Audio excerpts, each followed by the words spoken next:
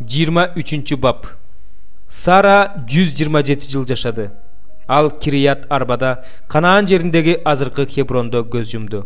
Ибрайым Сараны жоктоп ыйлоо үчүн келди. Анан Ибрайым маркумдун жанынан кетип, Хет уулдарына мындай деп айтты: "Мен силердин араңарда келгенмин. Жер которуп келген кишимин. Маркумумду көмүү үчүн араңардан менчикке жер бергиле." Хет уулдары Ибрайымга мындай деп жооп айтышты: "Мырзабыз, бизди укчу. Сен биздин арабызда Кудайдын төрөсүсүң. Маркумуңду биздин көрүстөнүбүздүн эң жакшы жерине кой. Маркумуңду көрүстөнүбүзгө коюуга эч кимибиз каршы болбойбуз." Ошондо Ибрайым ордунан туруп, ал жердин элине, Хет уулдарына таазим кылды. Анан аларга мындай деп айтты: "Эгерде силер менин маркумумду коюуга макул болсоңор, анда менин сөзүмдү угуп, мен үчүн Сохар уулу Эпрондон сурап бергиле. Ал мага талаасынын четиндеги Махпел үңкүрүн берсин. Аны силердин көзүңөрчө өз баасына көрүстөндүккө менчикке сатсын." Эпрон болсо Хет уулдарынын арасында отурган. Ошондо Хеттик Эпрон өзүнүн шаарынын дарбазасынан кирген Хет уулдарынын баарына угуза Ибрайымга мындай жооп айтты: "Жок мырзам, уксаң мени. Мен сага талаамды да берем, андагы үңкүрдү да берем. Сага аны өз элимдин уулдарынын көзүнчө берем. Маркумуңду кой." Ибрайым ал жердин адамдарына таазим этип, ал жердин элине угуза Эпронго мындай деп айтты: "Эгерде тил алсаң, сага талаа үчүн күмүш берейин. Аны ал, мен ал жерге маркумумду коёюн." Эпрон Ибрайымга мындай деп жооп айтты: "Мырзам, уксаң мени. Жер 400 шекел күмүш турат. Мен үчүн да, сен үчүн да бул эмне болуп калыптыр. Маркумуңду көмө бер." Ибрайым Эпрондун айтканын угуп, Хет уулдарына угуза канча деп айтса, көпөстөрдүн колунда айланып жүргөн 400 шекел күмүштү Эпронго таразага тартып берди.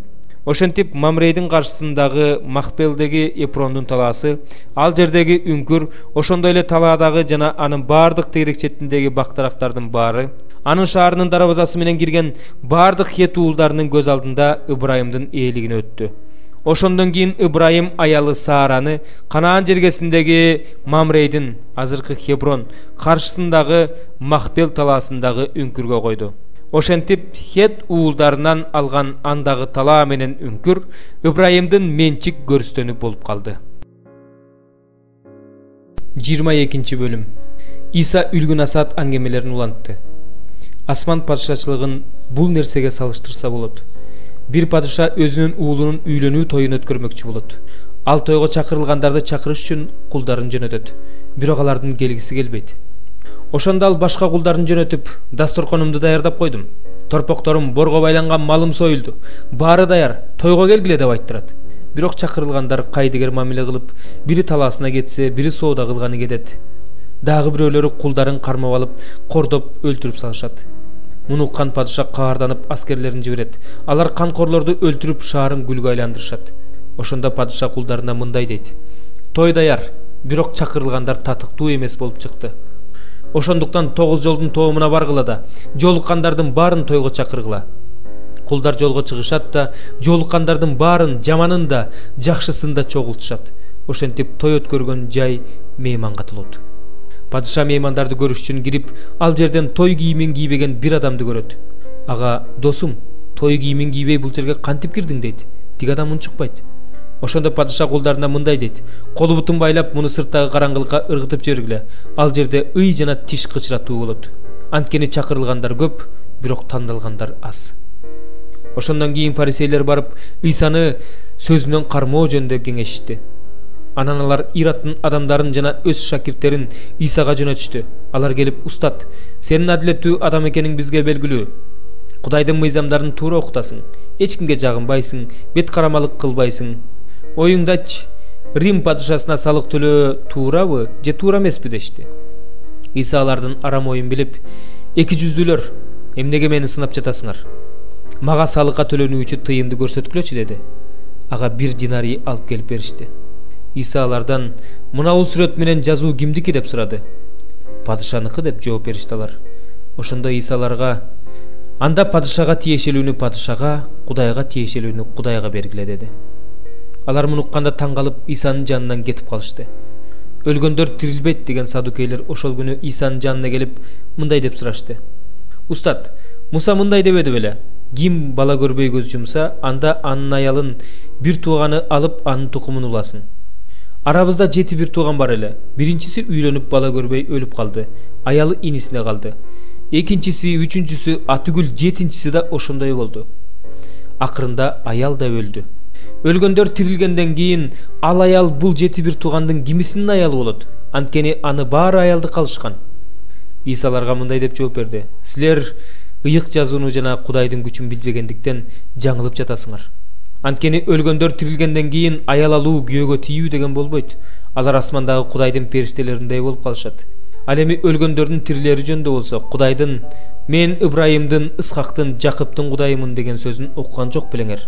Кудай өлгөндөрдүн эмес, тирүүлөрдүн Кудайы. Буларды уккан эл анын окутуусуна таң калды. Фарисейлер Исанын садукейлерди сөзгө жыкканын угуп чогула калышты. Алардын арасындагы бир мыйзам окутуучу Исаны сынап мындай деп сурады: "Устат, мыйзамдагы эң маанилүү осуят кайсы?"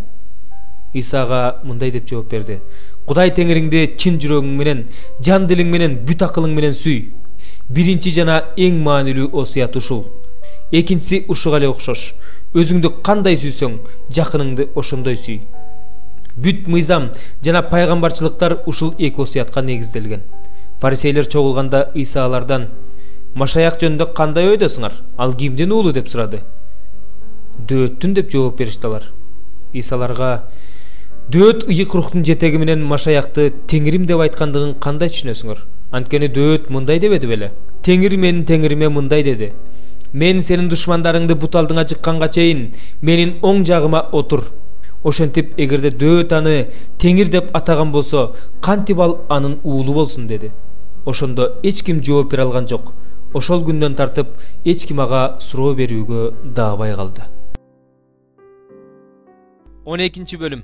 Шалтиел уулу Зоробабыл жана Жешуя менен келген ыйык кызмат кылуучулар менен лебилер булар: Серая, Жеремия, Эзра, Амария, Малух, Хатуш, Шихания, Рехум, Меремот, Идо, Гинтой, Абия, Миямин, Маадия, Билга, Шемая, Джояриб, Джедая, Салу, Амок, Хилкия, Джедая.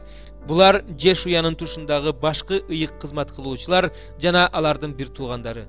Ал эми лебилер Жешуя, Бинуй, Кадмиел, Шейребия, Жүйүт, ырчылардын башчысы Матания жана анын бир туугандары, Бакбукея менен Уни, алардын бир туугандары бир катарда сакчылыкта турушту. Жешуядан Жаяким, Жаякимден Элиашип, Элиашиптен Жояда, Жоядадан Жонатан, Жонатандан Жадуя төрөлгөн. Жаякимдин тушундагы ыйык кызмат кылуучулар, уруу башчылар булар: Серая тукумунан Мерая, Жеремия тукумунан Ханания, Эзра тукумунан Мешулам, Амария тукумунан Жоханан, Мелиху тукумунан Жонатан, Шибания тукумунан Жусуп, Харим тукумунан Адна, Мерайот тукумунан Хилкия, Идо тукумунан Захария, Гиптон тукумунан Мешулам, Абия тукумунан Зихри, Миньямин, Муадия тукумунан Пилтай, Билга тукумунан Шамуя, Шемая тукумунан Жонатан, Джояриб тукумунан Матенай, Джедая тукумунан Узи, Салай тукумунан Калай, Амок тукумунан Эйбер, Хилкия тукумунан Хашабия, Джедая тукумунан Натанаэл, Элиашип, Джояда, Жоханан жана Жадуянын тушундагы уруу башчы лебилер, ошондой эле Персия падышасы Дарийдин тушундагы ыйык кызмат кылуучулар тизмеге кирди. Уруу башчылар болгон Леби уулдары Элиашип уулу Жоханандын тушуна чейинки санжырада жазылган. Лебилердин башчылары Хашабия, Шейребия, Кадмиел уулу Жешуя жана алардын бир туугандары. Алардын бир туугандары Кудайдын кишиси Дөөт түзгөн кезек боюнча Кудайга ыраазычылык билдирип даңктап туруу үчүн алардын каршысына коюлган. Матания, Бакбукея, Обадия, Мешулам, Талмон, Акуб — булар дарбазаларда эшик кайтарган сакчылар. Алар Жотсадак уулу Жешуянын уулу болгон Жаякимдин тушунда, Дуван башчы Некемия менен китеп көчүргүч ыйык кызмат кылуучу Эзранын тушунда жашап, ошол кызматтарды аткарып турушкан. Иерусалим дубалын ыйыктарда лебилерди жашаган жерлерден Иерусалимге келишин талап кылышты. Аларга ыйыктоо ишин кубанычтуу майрам менен, жез табактардын, арфанын, гуслинин коштоосунда Кудайды мактоо жана даңазалоо ырлары менен өткөрүүнү буйрук беришти. Иерусалимдин тегереги менен Нетопанын кыштактарынан да ырчылардын уулдары келишти.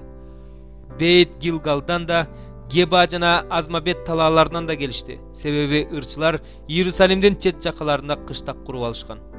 Ыйык кызмат кылуучулар менен лебилер өздөрү тазаланып, анан элди да, дарбазаларды да, дубалдарды да ыйыкташты. Ошондо мен Жүйүт аймагынын эл башчыларын дубалдарга алып бардым да салтанаттуу жүрүш үчүн ырчылардын эки чоң тобун койдум. Алардын бири Кык дарбазасын көздөй дубалдын оң тарабы менен бара жатты. Алардын соңунан Ошая жана Жүйүт аймагынын эл башчыларынын теңи Азария, Эзра, Мешулам, Жүйүт, Бенжамин, Шимая жана Жеремия бара жатты. Ыйык кызмат кылуучулардын уулдарынан Сурнай менен бара жаткандар Захария Жонатандын уулу, Жонатан Шимаянын уулу, Шимая Матаниянын уулу, Матания Михейдин уулу, Михей Закурдун уулу, Закур Асаптын уулу. Ошондой эле анын бир туугандары Шимая, Азариэл, Милалай, Гилалай, Май, Натанаэл, Жүйүт жана Ханани. Булар Кудайдын кишиси Дөөттүн музыкалык аспаптары менен бара жатышты. Алардын алдында китеп көчүргүч Эзра бара жатты. Алардын каршысында турган булак дарбазасынын жанынан алар Дөөттүн шаарына чыга турган тепкичтер менен, Дөөттүн үйүнүн үстүндөгү дубалдарга чыга турган тепкичтер менен чыгыштагы суу дарбазасына чейин чыгышты. Алардын каршысында ырчылардын экинчи тобу бара жатты. Алардан кийин мен бара жаттым. Менден кийин элдин теңи дубал менен Меш мунарасынан жазы дубалга карай бара жатты. Эпраим дарбазасынан, эски дарбазанын алдынан, Балык дарбазасынын, Хананеэл мунарасынын, Мея мунарасынын алдынан өтүп, Кой дарбазасына жетип, Зындан дарбазасынын алдына токтодук. Анан ырчылардын эки тобу тең, мен жана мени менен келген эл башчылардын теңи Кудай үйүнүн алдына келип туруп калдык. Ыйык кызмат кылуучулар Элиаким, Маасея, Миньямин, Михей, Элиойнай, Захария, Ханания, Сурнайлар менен турушту. Маасея, Шимая, Элазар, Узи, Жоханан, Малкия, Эйлам жана Эзер турушту. Анан ырчылар жер жаңырта ырдашты. Аларга Жизрахия башчы болду. Ошол күнү көп курмандык чалышты. Анан ырдап шаттанышты. Анткени Кудай аларга зор кубаныч берди. Аялдары да балдары да ырдап шаттанышты. Иерусалимдеги кубаныч алыска угулуп жатты. Ошол эле күнү алгачкы түшүм менен ондуктар сакталуучу кампаларга, шаарлардын четиндеги эгин талаалардан алган түшүмдөн мыйзам боюнча ыйык кызмат кылуучулар менен лебилерге тиешелүү болгон үлүштү чогултуш үчүн кишилер коюлду. Анткени Жүйүт эли өз Кудайына кызмат кылып жаткан, ыйыктоо иштерин аткарып жаткан Ыйык кызмат кылуучулар менен лебилерди көрүп кубанды. Алар өз Кудайына кызмат кылышты, ыйыктоо иштерин жүргүзүштү. Ошондой эле Дөөттүн жана анын уулу Сулаймандын буйругу боюнча ырчы жана дарбазачы болуп турушту. Анткени эзелтен эле Дөөт менен Асаптын тушунда Кудайды мактоо, ыраазычылык билдирүү ырлары чыгарылып, аларды аткарган ырчылардын жетекчилери коюлган. Зоробабылдын тушунда да, Некемиянын тушунда да бүт ысрайылдыктар ырчыларга да, дарбазачыларга да күн сайын өз үлүштөрүн берип келишкен. Ыйык үлүштөрдү лебилерге берип турушкан. Лебилер болсо ыйык үлүштөрдү Аарундун уулдарына берип турушкан. 22 бөлүм. Агайын туугандар жана аталар. Азыр менин актануума кулак салгыла. Алар анын еврей тилинде сүйлөгөнүн угушканда мурдагыдан да тынчтанып калышты. Ошондо ал мындай деди: "Мен Жүйүтмүн. Киликиянын Тар шаарында туулгам, бирок Иерусалимде Гамалиэлдин кол астында тарбиялангам. Андан ата-бабаларыбыздын мыйзамын тырышчаактык менен үйрөнүп, Кудайга силер сыяктуу эле берилип кызмат кылчумун. Исанын жолун жолдоочуларды катуу куугун тутачумун. Эркек болобу, аял болобу байлап түрмөгө камачумун. Менин бул кылгандарыма башкы ыйык кызмат кылуучу да, аксакалдар кеңеши да күбө. Мен алардан суранып Дамаста жашаган жүйүттөргө каттарды жаздырып алдым да, ошол жактагы Исага ишенгендерди Иерусалимге кишендеп алып келип жазага тартыш үчүн Дамаска жөнөдүм. Жолдо мындай окуя болду. Чак түштө Дамаска жакын калганымда күтүлбөгөн жерден асмандан бир чоң жарык түшүп, айланамды жаркыратты. Мен жерге жыгылдым. Анан "Шабыл, Шабыл, эмне үчүн сен мени кубалап жатасың?" деген үндү уктум. Ошондо мен "Сен кимсиң, Теңир?" деп сурадым. Ал мага "Сен кубалап жаткан Назареттик Исамын" деп жооп берди. Мен жанындагылар болсо ошол жарыкты көрүп коркуп кетишти. Бирок мага сүйлөгөндүн үнүн угушкан жок. Ошондо мен "Теңир, мен эмне кылышым керек?" деп сурадым. Теңир болсо мага "Ордуңан туруп Дамаска баргын. Сен кыла турган иштердин бардыгы сага ошол жерде айтылат" деди. Ошол жаркыраган жарыктан көзүм көрбөй калгандыктан жанымдагылар мени Дамаска колумдан жетелеп алып барышты. Дамастык жүйүттөр тарабынан жакшы күбөлөндүрүүгө ээ болгон, мыйзамды сактап такыбаа жашаган Анания деген киши жаныма келип, "Шабыл бир тууган, көзүң көрсүн" деди. Мен ошол замат көрүп калдым. Ал болсо мага "Ата-бабаларыбыздын Кудайы сени өзүнүн эркин таанып билсин" деп, адилди көрүп, анын оозунан сөз уксун деп тандап алды. Анткени сен укканыңды, көргөнүңдү баардык адамдардын алдында күбөлөндүрүп, анын күбөсү болосуң. Ошондуктан кечиктирбе. Ордуңан тургунда Теңир Исанын ысымын чакырып, сууга чөмүлдүрүлгүн, күнөөлөрүңдөн тазалангын деди. Мен Иерусалимге кайтып келип, ибадатканада сыйынып жатканымда бир көрүнүш көрдүм. Ал көрүнүштө мен аны көрдүм. Ал мага Иерусалимден тезирээк кеткин. Анткени бул жерде сени мен жөнүндөгү күбөлөндүрүүңдү кабыл алышпайт деди. Ошондо мен Теңир сага ишенгендерди түрмөгө камагандыгымды, синагогаларда сабагандыгымды, сенин күбөөң Степанды ташбаранга алып жатышканда, ошол жерде туруп алып, анын өлтүрүп жаткандарды колдоп, алардын кийимдерин кайтарып тургандыгымды алар билишет дедим. Бирок ал мага баргын, мен сени алыска бутпарастарга жиберемин деди. Алар Павылды андан ары сүйлөтпөй, мындай адамды жер үстүнөн жок кылуу керек, анткени анын жашоого укугу жок деп кыйкырышты. Алар кыйкырып, кийимдерин чечип ыргытып, туш-тушка топурак чача башташты. Миңбашы элдин ага каршы эмнеге мынчалык кыйкырган себебин билүү максатында аны сабатып сурак алыш үчүн аскерлер үйүнө киргизүүгө буйрук берди. Анан аны сабоо үчүн кайыш курлар менен байлап салышты. Ошондо Павыл жанында турган жүзбашыдан «Силерге Римдин атуулун соттун өкүмүсү эле сабаганга болобу?» деп сурады. Жүзбашы муну укканда миңбашыга барып, «Сен эмне кылган жатасың? Бул адам Римдин атуулу экен» деди. Ошондо миңбашы Павылдын жанына келип, «Сен Римдин атуулусуңбу?» деп сурады. Ал ага «Ооба» деп жооп берди. Анан миңбашы мындай деди: «Римдин атуулу болуш үчүн мен көп акча төлөгөм» деди. Павыл болсо «А мен туулгандан эле Римдин атуулумун» деди. Ошондо аны кыйнап сурак алмакчы болуп жаткандар дароо четтеп кетишти. Миңбашы болсо анын Римдин атуулу экендигин билгенде, аны байлаттыргандыгы үчүн коркуп кетти. Эртеси күнү миңбашы Павылды жүйүттөр эмне себептен айыптап жатканын так билүү үчүн аны кишенден бошотту да башкы ыйык кызмат кылуучулар менен Синедриондун чогулуусун буйруду. Анан Павылды алардын алдына чыгарды.